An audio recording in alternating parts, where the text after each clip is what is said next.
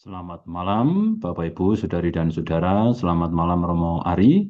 Malam ini kita kembali berkumpul untuk berdoa dengan menggunakan kitab suci dalam Lexio Divina.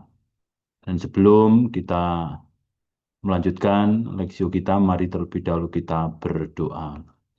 Dalam nama Bapa dan Putra dan Roh Kudus. Amin. Allah Bapa yang Maha Kudus, kembali kami bersyukur atas rahmat dan berkat yang Kau limpahkan kepada kami masing-masing, hingga kami masih dalam keadaan yang baik hingga pada saat ini. Berkatilah waktu kami ini supaya kami mampu untuk lebih dalam merenungkan firman-Mu dan menangkap apa yang Kau wahyukan bagi kami masing-masing untuk membawa hidup kami menjadi lebih baik. Biarkanlah Engkau juga memberkati Romo Ari yang akan mendampingi kami supaya semuanya bisa berlangsung dengan baik dan membawa pendalaman demi pendalaman bagi kami semua. Kiranya rahmat dan berkat-Mu Engkau turunkan atas kami masing-masing dalam nama Bapa dan Putra dan Roh Kudus. Amin. Baik, silakan Romo Ari. Baik, para saudara-saudari yang dikasih Tuhan, selamat malam. Kita akan bersama-sama berdoa dari kitab suci, terlebih lewat Injil Matius bab 13 ayat 44 sampai dengan 52 tentang kerajaan surga. Seperti biasa, tahap pertama dari Lexio Divina, yakni tahap membaca, akan kita lakukan 2 kali. Yang pertama kepada para partisipan untuk membacakan, cukup masing-masing membacakan 1 ayat, bacakan cukup akhir dari ayat 44 sampai dengan 52. Silakan yang akan memulai mulai dari ayat 44. Sekali peristiwa, Yesus mengajar orang banyak. Hal kerajaan surga itu seumpama harta yang terpendam di ladang, yang ditemukan orang, lalu dipendamnya lagi. Karena sukacitanya, pergilah ia menjual seluruh miliknya, lalu membeli ladang itu. Demikian pula, hal kerajaan surga itu seumpama seorang pedagang yang mencari mutiara yang indah. Setelah ditemukannya mutiara yang sangat berharga, ia pun pergi menjual seluruh miliknya, lalu membeli mutiara itu. Demikian pula hal kerajaan surga. Itu seumpama pukat yang dilabuhkan di laut, lalu dikumpulkan berbagai-bagai jenis ikan. Setelah penuh, jala itu diseret orang ke pantai. Lalu mereka duduk dan memilih ikan-ikan itu. Yang baik dikumpulkan ke dalam tempayan, yang buruk dibuang. Demikian pula hal kerajaan surga itu. Demikianlah juga pada akhir zaman, malaikat-malaikat akan datang memisahkan orang jahat dari orang benar.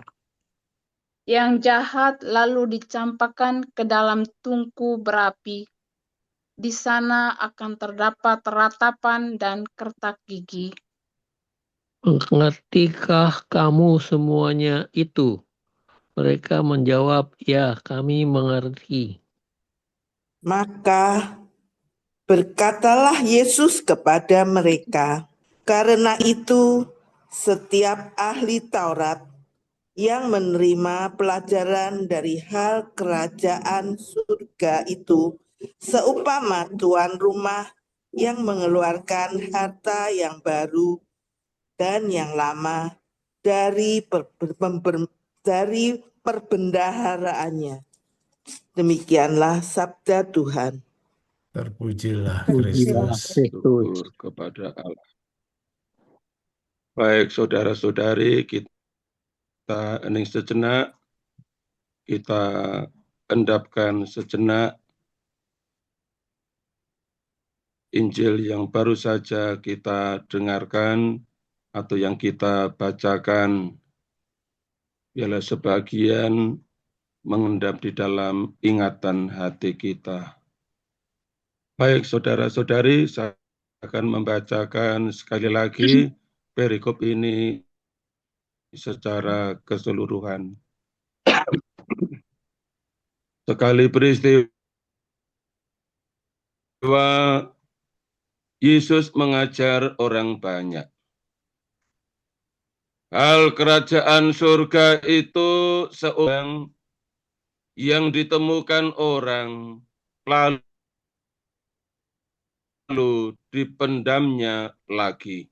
Karena sukacitanya, pergilah ia menjual seluruh miliknya, lalu membeli ladang itu. Demikian pula hal kerajaan surga itu seumpama seorang pedagang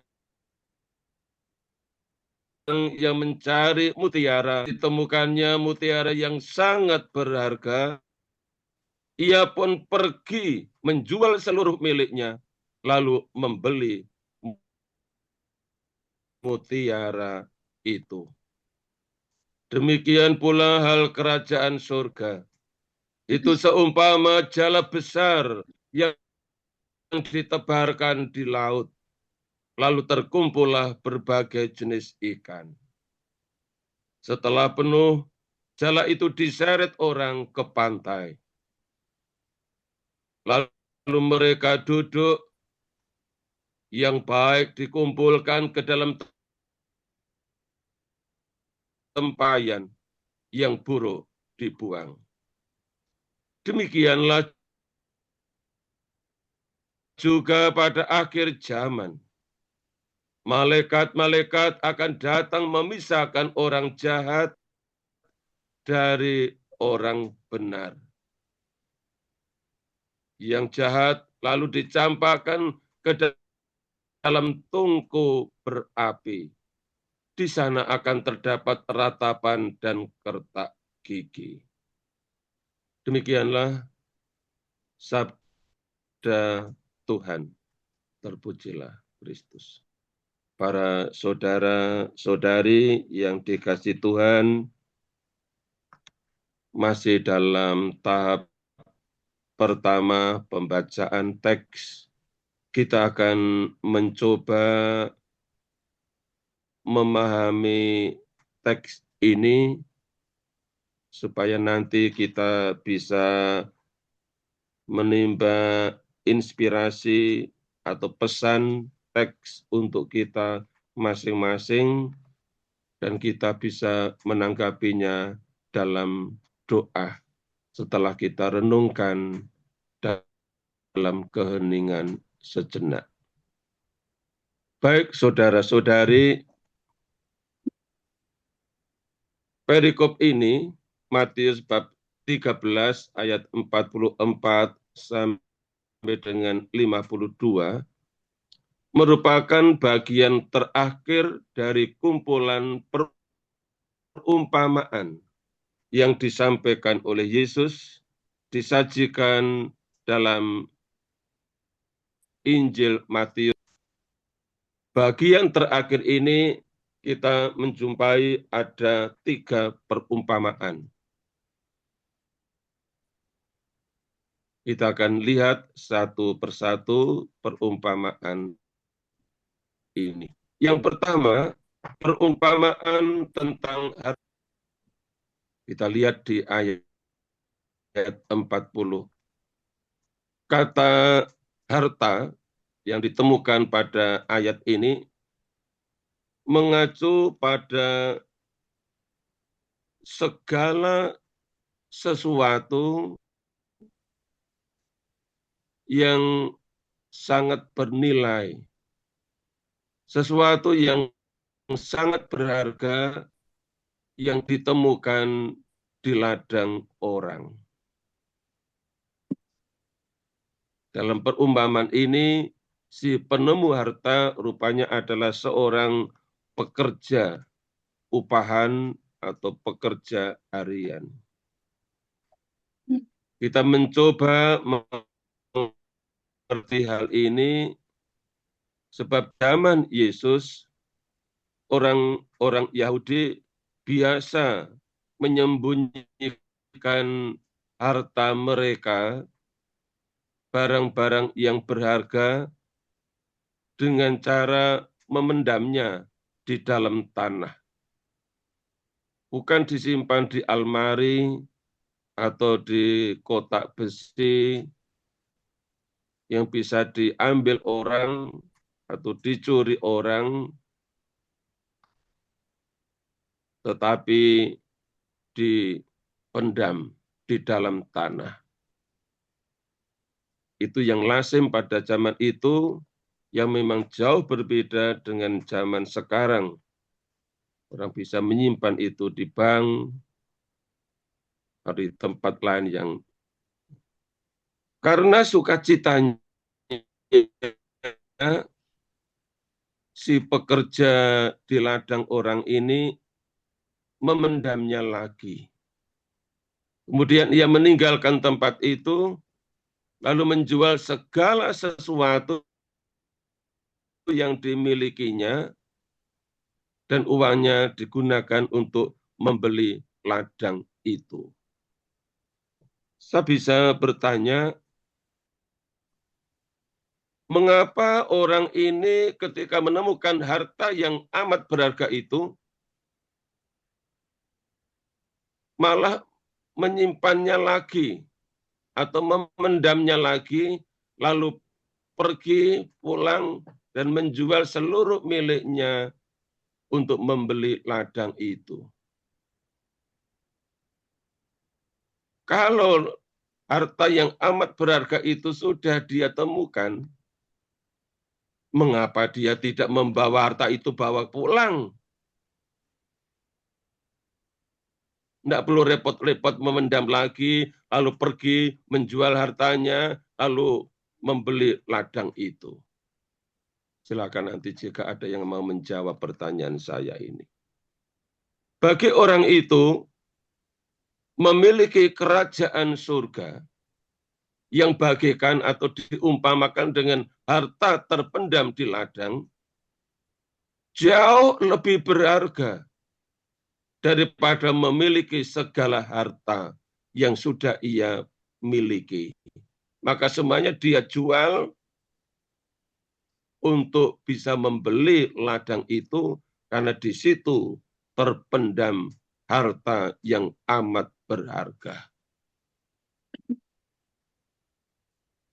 Ia siap berkorban, menjual segala miliknya karena nilainya melebihi segala sesuatu.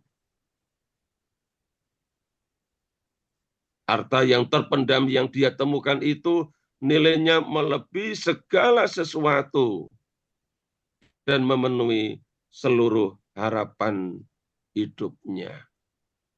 Kurang lebihnya seperti itu pesan yang bisa kita temukan dari perumpamaan tentang harta yang terpendam, yang amat berharga, yang telah ditemukan oleh si pekerja harian itu. Yang kedua, perumpamaan tentang mutiara yang indah digunakan oleh Yesus untuk menjelaskan tentang kerajaan surga. Di awal ayat 45 dikatakan, demikian pula, maksudnya untuk menunjukkan keterkaitan antara perumpamaan tentang harta yang terpendam di ladang dan tentang mutiara yang indah. Keduanya mau menegaskan hal yang sama tentang kerajaan surga.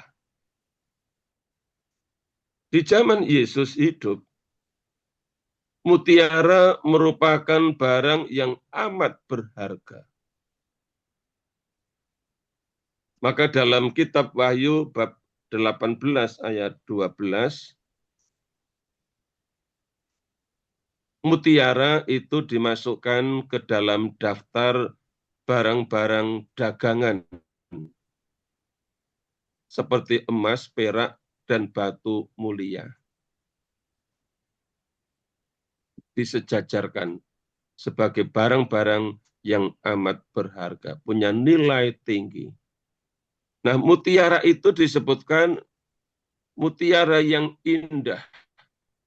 Konon menurut orang-orang yang tahu kitab suci, kata indah itu sebenarnya arti aslinya adalah yang mahal, mutiara yang mahal, mutiara yang bernilai tinggi. Atau di ayat 46 dikatakan yang sangat berharga. Jadi lebih dari sekadar indah dalam arti estetis. Punya makna yang lebih dalam.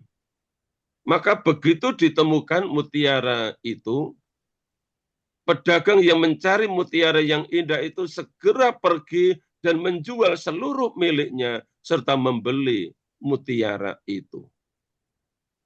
Pertanyaannya sama, mengapa mutiara itu tidak langsung dibawa pulang saja dan menjadi miliknya?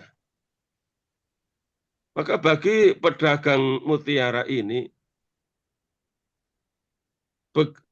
sekali menemukan, ia segera menjual segala harta miliknya karena ia tidak mau kehilangan kesempatan emas memiliki mutiara yang indah itu, memiliki mutiara yang amat berharga itu.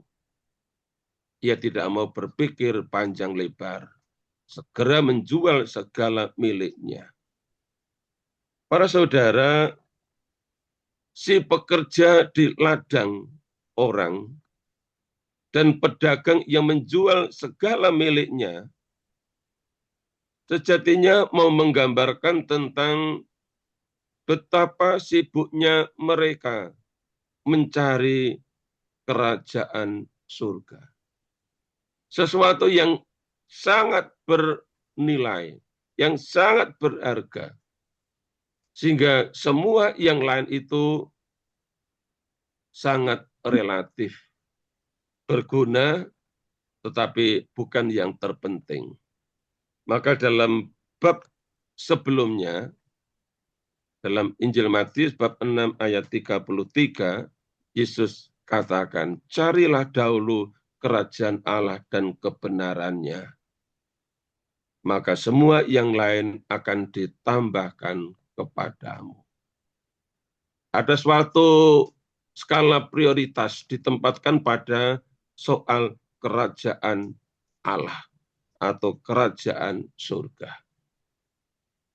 Kalau ditempatkan pada poin pertama sebagai yang utama untuk dikejar, untuk dicari, untuk ditemukan. Maka kalau sudah ditemukan, yang lain-lain mesti dianggap sebagai yang relatif.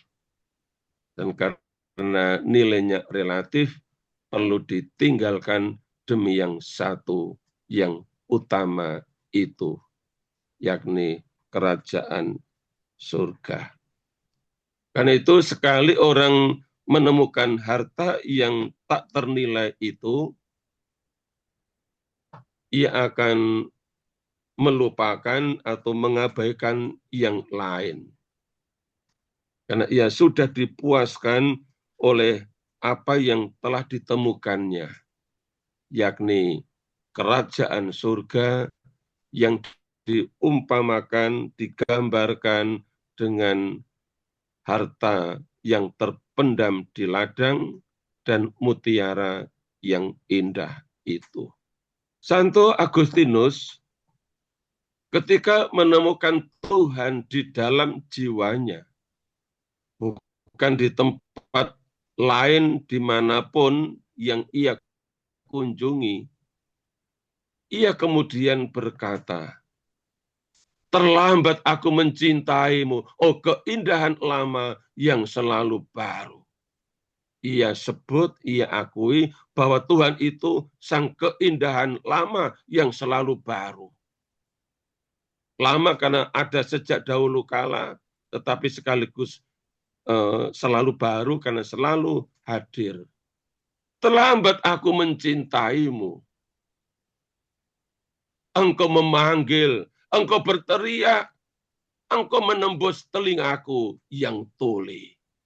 Ini sebagian kata-kata pengakuan Santo Agustinus ketika ia menemukan Tuhan di dalam jiwanya. Ia menemukan Tuhan tidak di mana-mana, tetapi di dalam jiwanya. Ini sebagian dari kisah pertobatan Santo Agustinus. Perumpamaan yang ketiga tentang jala besar yang ditebarkan di laut atau danau. Jala besar yang ditebarkan di laut lepas atau bisa juga danau akan menangkap berbagai jenis ikan. Baik ikan yang besar maupun ikan yang lebih kecil, baik ikan yang baik maupun ikan yang buruk, semua terjaring. Baik jenis ikan yang enak dimakan, sampai ikan yang tidak bisa dimakan, semua terjaring. Nah, ketika semua atau berbagai jenis ikan itu sudah ditangkap,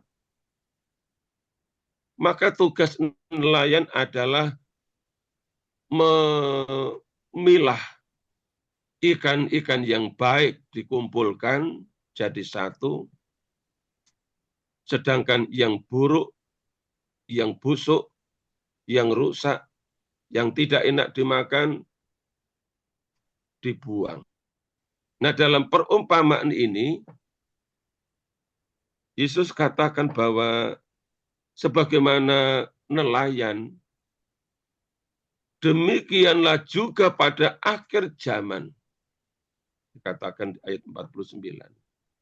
Malaikat-malaikat akan memisahkan orang-orang jahat dari orang-orang benar. Orang-orang benar juga bisa berarti orang yang taat kepada Allah, setia kepada Allah, bertakwa kepada Allah, dan hidup sesuai dengan tuntutan yang Allah minta.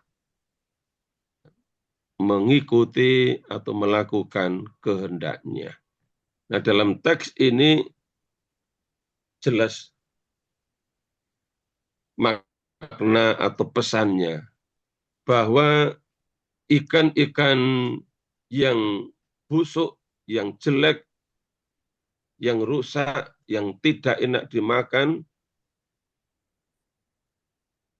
dikatakan akan dicampakkan ke dalam tungku berapi, menggambarkan tentang orang-orang yang jahat dalam hidupnya, yang tidak bertobat selama atau dikala hidupnya, dan akan diadili menurut perbuatannya. Kalau kita lihat dalam teks perbandingan dalam Injil Yohanes bab 5, Yohanes bab 5 di ayat 29, bukan 39 tapi 29, dikatakan begini. Yesus dalam bab ini omong tentang nasib orang-orang yang sudah meninggal, yang sudah dikubur. Lebih jelasnya saya bacakan mulai ayat 28. Janganlah kamu heran akan hal itu, sebab saatnya akan tiba bahwa semua orang yang di dalam kuburan akan mendengar suaranya. Dan mereka yang telah berbuat baik akan keluar dan bangkit untuk hidup yang kekal. Tetapi mereka yang telah berbuat jahat akan bangkit untuk dihukum. Jadi ayat-ayat ini berbicara tentang pengadilan pada akhir zaman. Di dua ayat yang terakhir itu ditunjukkan sekilas tentang tantangan yang dihadapi oleh kaum beriman. Bahwa kerajaan surga itu sebuah misteri. Maka untuk bisa menangkap maksudnya, Yesus menjelaskannya dengan perumpamaan, dengan banyak jenis perumpamaan. Namun dengan perumpamaan yang Yesus berikan, para murid kemudian ditanya oleh Yesus, "Mengertikah kamu semuanya itu?" Mereka pun menjawab di ayat 51, "Ya, kami mengerti." Jadi perumpamaan yang digunakan oleh Yesus untuk menjelaskan tentang kerajaan surga membantu para murid untuk bisa mengerti apa maksudnya dengan kerajaan surga itu. Demikian juga kalau Yesus di awal penampilannya di depan publik pernah berkata, "Bertobatlah sebab kerajaan surga sudah dekat." Nah, di ayat terakhir, ayat 52, dijelaskan oleh Yesus bahwa orang yang mengerti maksud dari perumpamaan yang Yesus berikan, itu bagaikan ahli Taurat yang belajar pada gurunya, yakni Yesus sendiri. Sekali dia menangkap rahasia atau misteri kerajaan surga, dia bisa menciptakan yang baru atau bisa mengeluarkan harta yang baru dan yang lama dari perbendaharaannya, dari pemahamannya tentang kitab suci perjanjian lama dan memadukannya dengan yang baru yang ia terima dari Yesus lewat pengajarannya itu. Dengan kata lain bahwa kerajaan surga itu memang sebuah misteri yang tidak gampang bisa kita mengerti, namun ditolong oleh rahmat Allah kita mencoba mengerti maksud dari kerajaan surga yang Yesus sampaikan dalam bentuk perumpamaan itu. Yang hari Minggu besok kita akan mendengarkan 3 jenis perumpamaan itu. Demikian Bapak Ibu, Saudara-saudari, kurang lebihnya mengenai kerajaan surga yang Yesus sampaikan dalam bahasa perumpamaan. Silakan yang akan berkomentar atau bersharing tentang perumpamaan tersebut. Selamat malam Romo, mau tanya yang ayat 52 Romo. Maka berkatalah Yesus kepada mereka, karena itu setiap ahli Taurat yang menerima pelajaran dari hal kerajaan surga itu seumpama tuan rumah yang mengeluarkan harta yang baru dan yang lama dari perbendaharaannya. Maksudnya jadi semua miliknya itu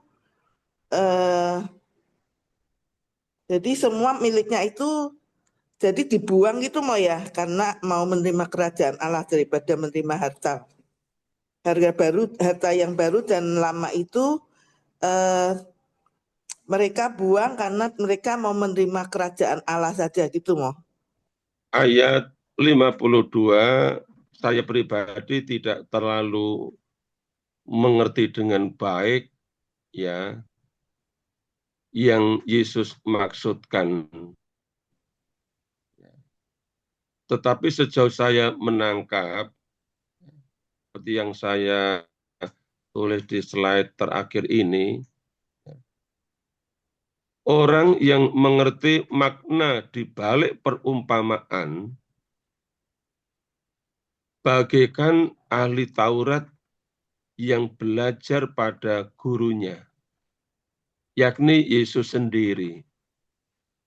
Mereka yang membuka hati untuk menerima pengajaran Yesus. Maka ketika dia menangkap pesannya, sebenarnya kerajaan surga itu apa sih? Atau siapa sih? Nah, ketika dia mengerti tentang rahasia kerajaan surga itu, maka semua harta kekayaan dia keluarkan, dia itu tinggalkan. Tidak sebanding dengan kerajaan surga yang ia tangkap itu. Nah, kalau misalnya Yesus katakan bertobatlah sebab kerajaan surga sudah dekat. Kata dekat itu kan punya arti yang dalam. Kalau dari segi jarak bisa saja dekat itu ya mungkin jaraknya tinggal 5 meter atau 10 meter. Nah, kalau 5 meter atau 10 meter itu, siapa itu yang sudah dekat itu? Dan dalam istilah kerajaan surga itu memang kekasan dari Matius, Injil Matius. Di teks lain, Markus atau Lukas itu lebih memakai istilah kerajaan Allah. Allah yang meraja di bumi. Nah, Yesus adalah penghadiran Allah yang meraja di bumi. Menghadirkan kerajaan Allah. Sekali lagi, ini soal yang tidak gampang kita mengerti dengan baik tentang kerajaan surga atau tentang kerajaan Allah. Saya pribadi kalau merenungkan tentang pengakuan Santo Agustinus tadi, lebih menangkap bahwa kerajaan surga itu lebih pada sosok pribadi, yakni ya Tuhan sendiri. Tuhan yang meraja, yang diterima, diakui, menyelamatkan. Maka ketika ia ditemukan atau dia diimani, maka orang mau mengikuti dia dan mau meninggalkan yang lain. Saya ambilkan contoh salah satu teks dalam Injil Matius. Yesus pernah omong tentang panggilan untuk mengikuti dia. Dalam Injil Matius bab 19 ayat 23, Yesus berkata kepada murid-muridnya, "Aku berkata kepadamu, sesungguhnya sukar sekali bagi seorang kaya untuk masuk ke dalam kerajaan surga." Sekali lagi aku berkata kepadamu, lebih mudah seekor unta masuk ke dalam lubang jarum daripada seorang kaya masuk ke dalam kerajaan Allah. Jadi untuk bisa masuk ke dalam kerajaan Allah atau kerajaan surga, mesti orang berani melepaskan. Nah, itu yang ditunjukkan oleh pedagang dan pekerja di ladang orang tadi, perumpamaan pertama dan kedua. Mau menjual seluruh miliknya, hanya untuk membeli mutiara dan harta yang terpendam itu, yang adalah gambaran atau perbandingan tentang kerajaan Allah. Begitu bernilainya kerajaan Allah itu, sehingga semua yang lain mau dilepaskan. Dalam bahasa mistik Santo Yohanes dari Salib, ya, mau melepaskan segalanya untuk mendapatkan segalanya. Siapa segalanya itu? Allah sendiri. Itulah jalan kelepasan yang ditunjukkan oleh Santo Yohanes dari Salib. Gitu, Bu Lian. Makasih Romo. Ini dari Pak Yusuf Salim Romo, ada Yuk. tangkapan dari penjelasan Romo Ari, yaitu sebagai berikut. Yang pertama, skala nilai. Dari punya ke bernilai. Ini kerajaan digambarkan sebagai harta atau mutiara tertinggi, maka keputusan hidup mengikuti nilai itu. Lalu tangkapan yang kedua adalah keberanian batin. Dari ketergantungan ke kebebasan. Penjualan semuanya. Kemudian yang ketiga, kewaspadaan sampai akhir. Tidak menunda pertobatan. Karena ada pemisahan pada akhir zaman, iman tidak boleh direduksi menjadi gaya hidup. Dengan kata lain, Injil tidak hanya mengkritik duniawi, tetapi menuntun pada transformasi hati. Barang boleh ada, tetapi tidak boleh menjadi harta utama yang mengunci hati pada konsumsi dan menyingkirkan Tuhan. Apakah demikian, Romo? Silakan, mohon konfirmasi. Ya, itu yang tadi saya sebutkan nilai relativitas itu. Jadi kerajaan surga itu begitu bernilainya sehingga yang selama itu dia anggap sebagai yang bernilai itu dia jual semua untuk bisa mendapatkan satu yang disebut mutiara yang indah atau harta yang terpendam itu yang adalah kerajaan surga. Bisa dibaca dalam perspektif pertobatan Santo Paulus ya. Yang dulunya dia puja-puja sebagai harta yang sangat berharga, tapi begitu dia mengenal Yesus, ya, begitu dia mengenal Yesus, mengikuti Yesus, semua itu dianggap sampah.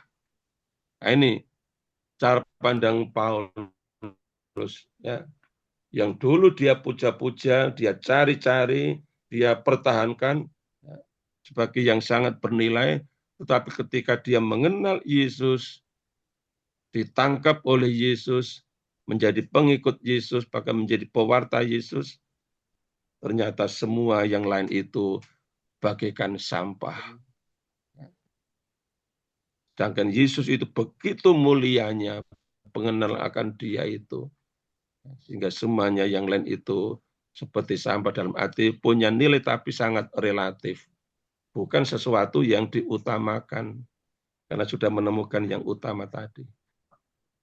Jadi pemahaman tadi, 3 poin tadi menurut saya baik, bagus, ya, untuk bisa menjadi refleksi dalam hidup ini bahwa oke, kita punya ini, itu, dan lain sebagainya, tapi bukan itu yang kita kejar, karena semua itu seberapapun banyaknya hanyalah sarana untuk bisa menemukan yang terindah, yang terbaik, yang paling berharga, yakni kerajaan surga. Baik, ada lagi Bapak Ibu, silakan kalau ada yang mau bertanya. Romo, di ayat 49 dan 50 ya, Mo, terkesan kayaknya tuh kayaknya kejam sekali gitu ya, Mo, ya. Karena hanya 2 pilihan. Masuk ke kerajaan surga atau dibuang ke tungku berapi. Sementara, Mo, kita ini kan istilahnya mencari kerajaan surga itu, kita itu kan dalam kehidupan sehari-hari itu kan kita berproses ya, Mo. Kita berusaha untuk menjadi semakin baik, dan semakin baik. Tapi dalam proses peziarahan hidup, apalagi ketika kita yang namanya hidup adalah pelayanan, ya, seringkali kan kita itu harus ya senggol kanan, senggol kiri gitu. Padahal kita berusaha sih untuk terus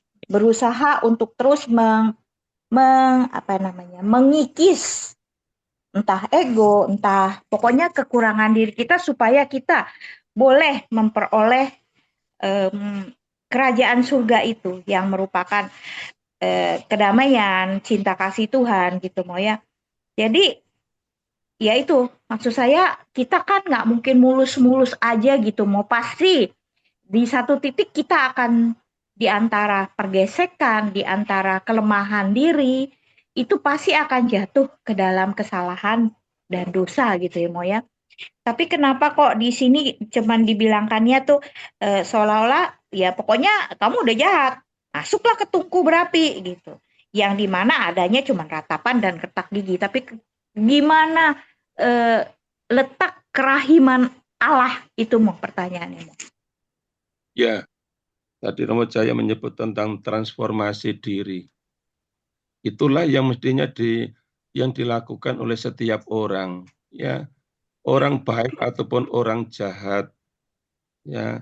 Dalam pelayanan orang berusaha untuk melakukan yang baik, yang lain mungkin juga suka mengganggu, suka berkonflik, tapi masing-masing dipanggil untuk mengalami transformasi, perubahan cara hidup atau pola hidup, ya, menjadi lebih baik dari waktu ke waktu.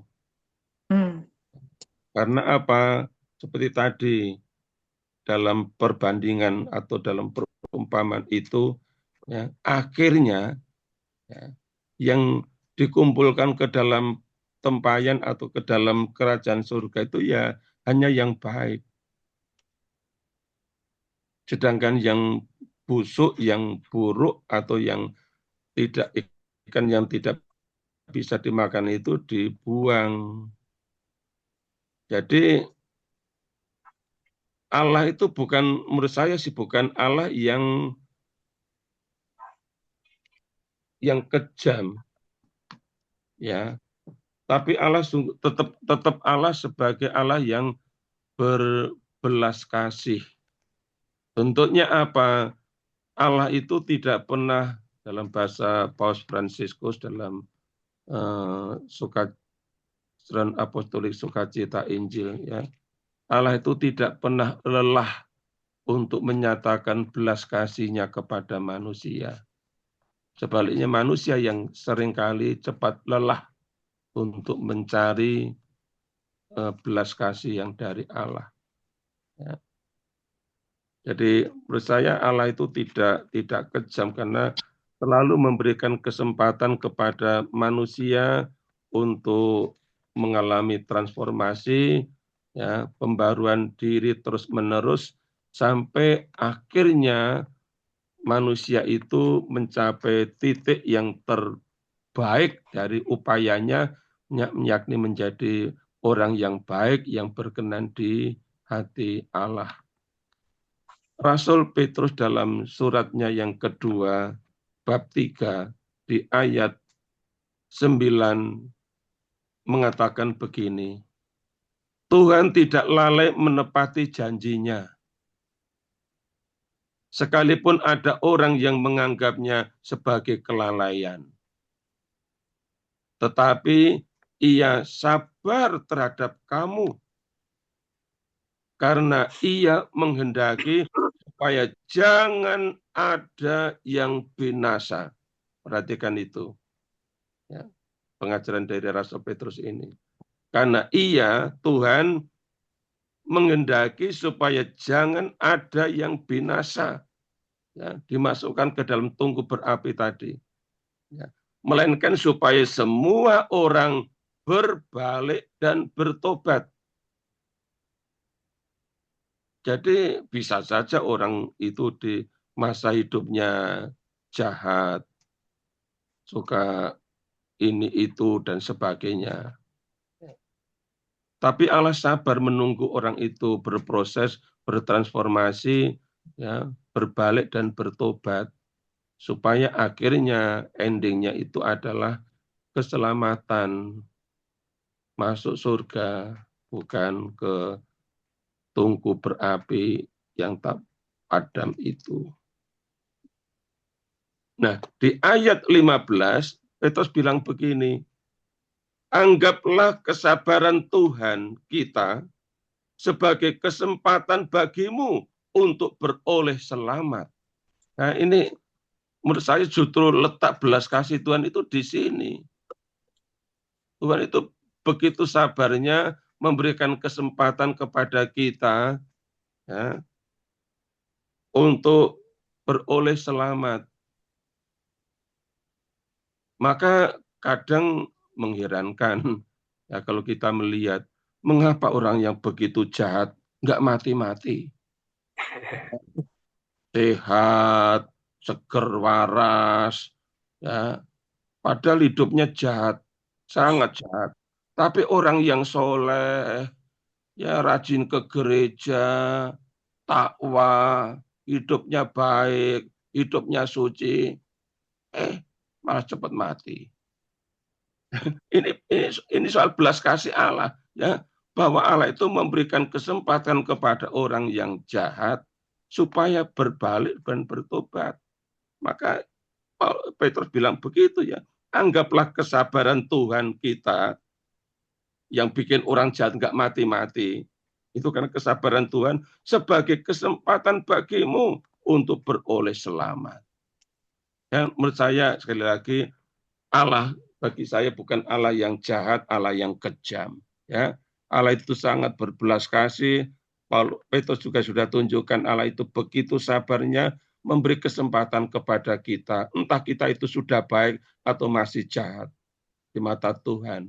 Ya, tapi Tuhan terus memberikan kesempatan kepada kita untuk berproses, bertransformasi, supaya yang Allah inginkan, keselamatan itu sungguh-sungguh dialami oleh kita umatnya. Ya, di akhirnya memang hanya dua pilihan itu. Maka di dunia ini adalah kesempatan bagi kita untuk terus-menerus berproses. Istilahnya, sisa hidup kita ke depan, entah berapa lama, itu adalah kesempatan yang Tuhan berikan kepada kita untuk digunakan dengan baik, untuk berproses, ya, untuk belajar menjadi orang yang baik, supaya orang-orang di sekitar kita menjadi happy, karena kita belajar menjadi orang yang baik, dan bukan orang-orang di sekitar kita menjadi menggerutu terus, ya, lalu enggak bisa happy karena kehadiran kita yang enggak bisa berbuat baik kepada orang lain. Ya, ini yang mesti kita imani, Allah yang sabar, Allah yang berbelas kasih, Allah yang tidak pernah lelah untuk mengampuni kita umatnya, karena Allah selalu memberi waktu dan kesempatan kepada kita untuk berproses, bertransformasi, sampai akhirnya kita mampu menemukan yang baik, akan yang terbaik, dan itu menjadi jalan kepada kerajaan surga. Ya, Mo, makasih. Selamat malam, Mo. Yuk. Silakan. Selamat malam. Selamat malam. Dalam hal ini, perumpamaan pertama dan kedua adalah bahwa sesuai dengan tujuan hidup kita ini adalah bertemu dengan Allah. Tetapi sebagai manusia yang hidup di dunia ini masih bergulat. Sehingga apa yang sudah tahu, apa yang sudah akan didapatkan itu dipendamkannya lagi. Jadi ditutupin lagi. Tetapi yang hidup adalah kemauan-kemauan yang di dalam keduniawian. Nah, ini suatu perjuangan yang tidak ringan, tapi sangat berat. Nah, Dengan demikian, pada perumpamaan yang ketiga, ini melecut saya. Karena apa? Jangan sampai saya ini di dalam bersama ikan-ikan itu dijaring, lalu saya dibuang karena saya busuk. Nah, ini suatu peringatan. Jadi perumpamaan pertama, kedua itu sudah memang saya tahu dipendam, tetapi ada peringatan yang ketiga, yaitu supaya kita memulai transformasi, perubahan yang harus bisa dikerjakan sesuai dengan tujuan hidup kami untuk bersatu dengan Allah. Jadi jangan sampai saya menjadi ikan yang busuk lalu dibuang. Begitu, Mas. Ya, jadi jalan pertobatan itu solusinya. Ya, kita bukan orang-orang hebat, kita juga bukan orang-orang suci, tapi kita sedang berjalan ke arah sana. Ya, itulah sebabnya Allah juga selalu memberikan jalan keluarnya dengan menempuh jalan pertobatan itu, supaya menjadi seperti ikan itu, menjadi ikan yang baik, ikan yang enak dimakan, ikan yang lezat dimakan, dinikmati, ya, ke dalam bahasa ikan, tapi maksudnya kita menjadi orang yang baik di mata Tuhan. Ya, kalau di mata orang lain mungkin tidak baik, enggak apa-apa, tapi yang penting di mata Tuhan kita menjadi umatnya yang baik. Tapi kalaupun merasa belum baik, itulah jalan pertobatan yang mesti kita tempuh sehari demi sehari, setiap hari, ya, supaya ada pemurnian terus-menerus hingga hidup kita itu menjadi bagaikan ikan yang baik. Terima kasih. Gitu ya, Pak, ya. Baik, Bapak Ibu. Silakan Romo Ari memimpin doa-doanya. Baik, saudara-saudari, setelah kita mendengarkan lagu, sembari kita merenungkan pesan dari Injil tadi, mari kita sekarang masuk ke tahap yang ketiga dari Lectio Divina, yakni berdoa. Mari kita respons, kita tanggapi pesan Tuhan Yesus perihal kerajaan surga dengan doa-doa kita. Entah doa syukur, doa pujian, atau doa permohonan, atau doa penyerahan, apapun itu yang meluap dari hati sebagai tanggapan atas pesan sabda Tuhan, mari kita ungkapkan dengan segenap hati. Tuhan Yesus Kristus, kami bersyukur atas sabdamu tentang kerajaan surga, supaya menjadi permenungan bagi kami, bahwa dalam hidup ini kami menjadi pencari-pencari kerajaan surga, bukan pencari-pencari harta duniawi. Sekalipun itu semua perlu untuk hidup kami, namun kami diingatkan akan nilai yang mutlak bagi hidup kami yang akan datang, kerajaan surga. Kini ya Tuhan, kami hendak menyampaikan doa-doa sebagai tanggapan atas pesan Injil yang telah kami baca dan pahami bersama. Kiranya Engkau berkenan mendengarkan doa-doa kami, para pengikut-Mu ini. Silakan Bapak Ibu, saudara-saudari yang ingin menanggapinya dalam doa spontan.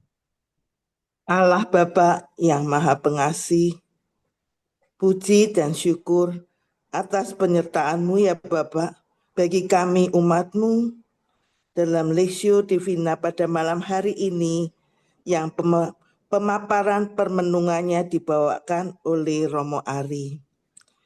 Ya Bapa, semoga kami dengan menyerap dengan baik inspirasi ataupun pesan dari sabda dan firman-Mu untuk kami jalankan dalam hidup kami sehari-hari, sehingga kami lebih mengutamakan kerajaan surga daripada segala milik kami di dunia ini. Marilah kita mohon. Karena doa kami ya Tuhan. Kami ya Tuhan.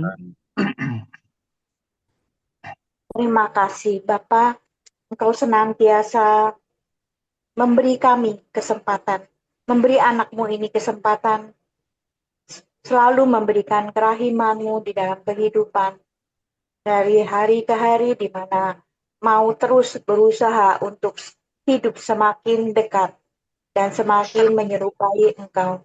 Terima kasih ya Tuhan, terima kasih. Allah Bapa yang Maha Kudus, kami juga senantiasa mohon rahmat dan berkat-Mu, supaya kami semua yang berjuang untuk terus-menerus mengubah diri, mengubah hati kami menuju kepadamu, senantiasa Engkau terangi dengan kuasa Roh Kudus-Mu. Biarkanlah Engkau sendiri yang senantiasa membentuk kami. Marilah kita mohon. Kabulkanlah doa kami, ya Tuhan. Bapa di surga, kami memohon belas kasih-Mu, anugerahilah kami yang masih berjuang dengan rahmat-Mu selalu, sehingga kami dapat segera tidak memendamkan apa yang paling baik, apa yang paling indah, tetapi selama ini dipendam karena kami bergulat dengan duniawi yang terus-menerus. Maka dengan rahmat istimewa-Mu, kami akan dapat melanjutkan kehidupan ini sesuai dengan tujuan hidup kami, bersatu dengan Diko ya Bapa. Kami mohon. Kabulkanlah doa kami ya Tuhan. Tuhan, kami ini bagaikan pekerja harian yang ketika menemukan harta yang amat berharga, berani untuk melepaskan, menjual semua harta duniawi untuk menemukan harta yang abadi. Karena itu kami mohon rahmat-Mu ya Tuhan, untuk mampu menanggapi seperti yang diajarkan atau diingatkan oleh Rasul Paulus ketika dia menulis surat kepada jemaat di Kolose. Pikirkanlah perkara yang di atas, bukan yang di bumi. Yang di bumi semua memiliki nilai yang relatif, bahkan akan ditinggalkan semuanya. Namun yang di atas, yang abadi, itulah yang mesti kami perjuangkan. Karena itu tambahkan rahmat-Mu dalam diri kami, agar kami tidak terbuai pada apa yang di bumi, tetapi terkesima, kagum, dan terpikat akan yang abadi di dalam surga. Tambahkan rahmat-Mu agar kami tak pernah lelah untuk berjuang memperoleh harta surgawi itu kelak. Marilah kita mohon. Kabulkanlah doa kami ya Tuhan. Ya Bapa Surgawi, kami datang di hadapan-Mu dengan hati yang penuh syukur atas hikmat dan kasih karunia yang telah Engkau berikan kepada kami. Bantulah kami ya Tuhan untuk mengutamakan kerajaan-Mu dalam segala hal yang kami lakukan. Semoga prioritas kami selaras dengan kehendak-Mu dan semoga kami percaya pada pemeliharaan-Mu. Kami mohon. Kabulkanlah doa kami ya Tuhan. Maha Rahim dan penuh belas kasih, pada malam ini kami mengucapkan syukur dan terima kasih yang tak terhingga, karena di dalam perjalanan hidup kami, Engkau telah memanggil kami untuk mengimani Engkau dan mengimani apa yang Kau sabdakan, bahwa kami harus mencari kerajaan-Mu dulu dan semuanya akan Kau penuhi. Dan itu kami alami. Terima kasih ya Tuhan, Yang di mata manusia hal itu mustahil, tetapi di matamu tidak ada yang tidak mungkin. Oleh karena itu Tuhan, tambahkan selalu iman kami akan Engkau. Kami mohon, Kabulkanlah doa kami ya Tuhan. Tuhan Sang Rasul besar Paulus pernah mengingatkan kami bahwa kerajaan surga itu bukan soal makanan dan minuman, tetapi soal damai sejahtera dan sukacita dalam Roh Kudus. Karena itu ya Tuhan, dalam upaya kami untuk meraih kerajaan surga, mampukan kami untuk bisa hidup berdamai dengan diri kami sendiri, berdamai dengan orang-orang di sekitar kami, mulai dari keluarga kami masing-masing.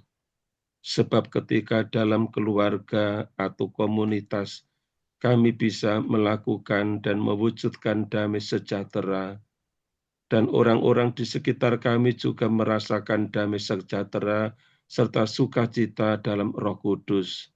Sejatinya kerajaan surga sudah hadir, sudah dinyatakan, dan kami sudah mencicipi suasana itu.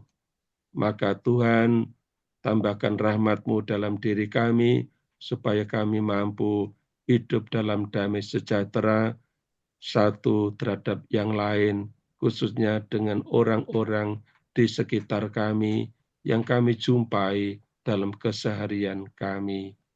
Marilah kita mohon. Kabulkanlah doa kami ya Tuhan. Allah Bapa dalam surga, puji dan syukur kami haturkan kepadamu atas kesempatan malam ini. Kami telah sharing firman-Mu yang sungguh luar biasa. Engkau mengarahkan hati kami dan pikiran kami untuk selalu mencari kerajaan surga. Kami mohon ampun atas segala kesalahan kami yang mungkin kami sudah menaruh hati kami ke hal-hal duniawi.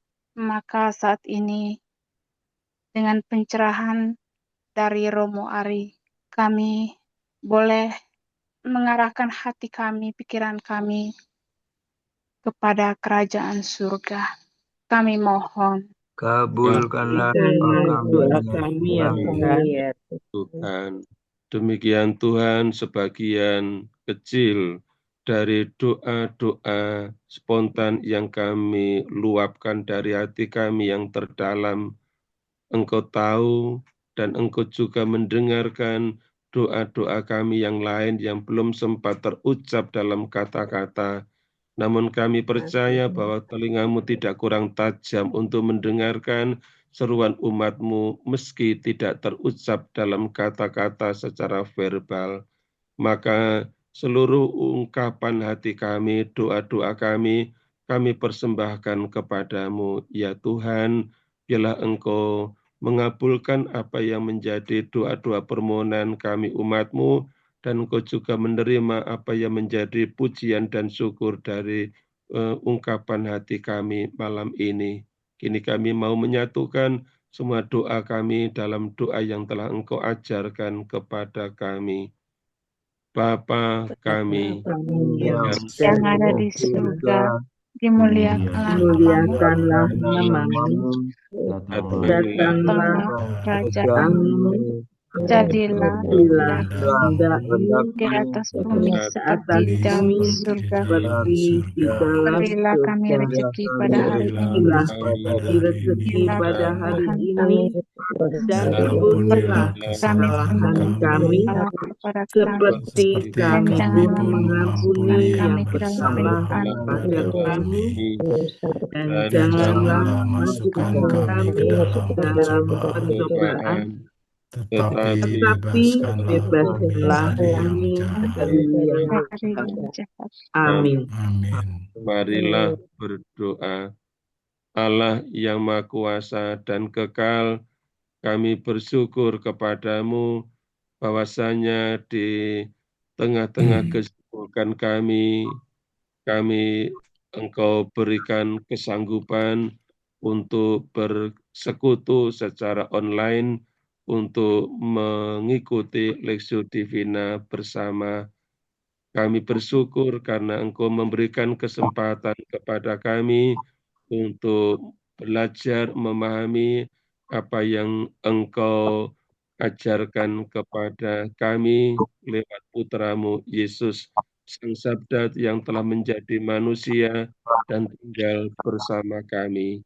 Ialah Ia menuntun kami di jalan iman yang membawa kepada kerajaan surga. Semuanya ini kami mohon kepada Allah dengan pengantaran putramu terkasih Yesus Kristus yang hidup dan berkuasa sepanjang segala masa. Amin. Amin. Belum ditutup dengan berkat, mungkin ada pengumuman dari Tuhan bersamamu.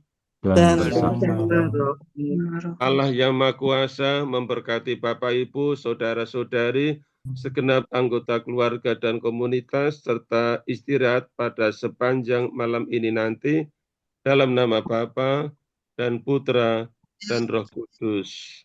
Amin. Terima kasih Romo Ari, terima kasih Bapak Ibu sekalian, dan selamat Terima malam. kasih Romo Ari. Terima kasih Romo Ari, terima kasih.